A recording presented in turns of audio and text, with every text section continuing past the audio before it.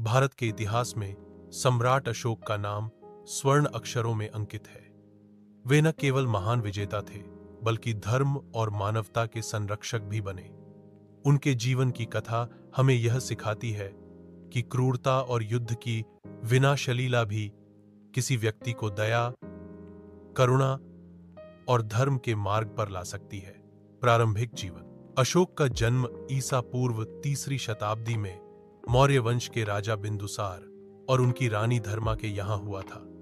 बचपन से ही वे अत्यंत बुद्धिमान, साहसी और पराक्रमी थे। उनकी युद्ध कला और शासन कौशल देखकर लोग उन्हें चंद्राशोक भी कहते थे। बिंदुसार के कई पुत्र थे और उनमें से अशोक सबसे योग्य माने जाते थे। राजमहल की राजनीति और सिंहासन के लिए संघर्ष ने उन्हें कठोर और कभी कभी निर्दयी भी बना दिया।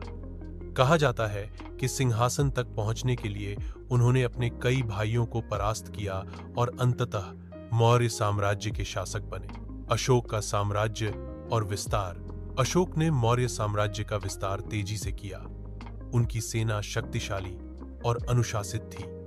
वे युद्ध कला के महान ज्ञाता थे और एक के बाद एक राज्य जीतकर उन्होंने भारतवर्ष का विशालतम साम्राज्य खड़ा कर दिया।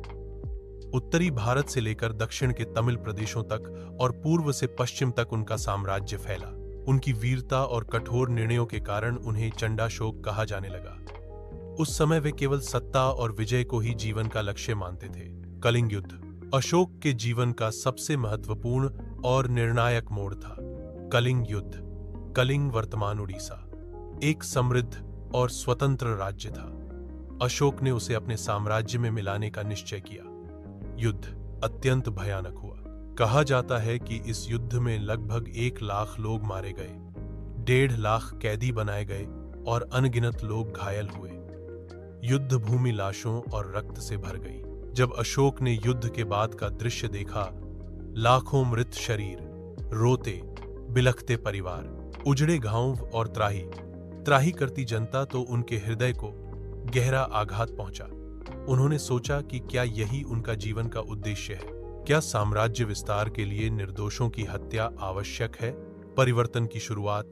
कलिंग युद्ध की इस त्रासदी ने अशोक के हृदय को बदल दिया। युद्ध के बाद उन्हें भीतर से पश्चाताप हुआ। उन्होंने महसूस किया